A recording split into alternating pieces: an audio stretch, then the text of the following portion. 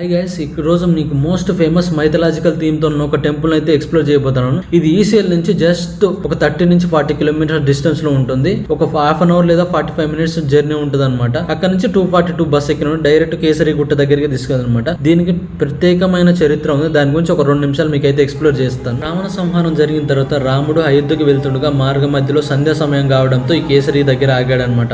ప్రాంతం ఎంతోగానో నచ్చడంతో రాముడు ఇక్కడ ఒక శివలింగాన్ని ప్రతిష్ఠించాలనుకున్నాడు. అందుకు హనుమంతుల వారిని తగిన సమయానికి తీసుకురమ్మని కాశీకి పంపించారనమాట. కాశీకి వెళ్ళిన హనుమంతుల వారు అక్కడ ఉన్న శివలింగాలలో ఏ శివలింగం మంచిదా అని వెతుకుతున్నారనమాట. తగిన సమయానికి రాకపోవడంతో రాములు శివలింగాన్ని ఇక్కడే చేయించి తగిన సమయానికి సపరివార సమేతంగా ప్రతిష్ఠించారనమాట. దీంతో శివలింగం తీసుకొచ్చిన హనుమంతుల వారు కోపంతో శివలింగాలన్నీ విసిరేకొచ్చారనమాట ఎక్కడ పడితే అక్కడ. దాని తర్వాత కోపాన్ని చల్లార్చిన రాముడు కోపాన్ని తగ్గించేసి శివుని నువ్వు కూడా ఇక్కడ ప్రతిష్ఠి నీ పేరు మీదుగా కేసరి గిరిగా చెందుతుంది, రాను రానుగా ఇది కేసరి గుట్టగా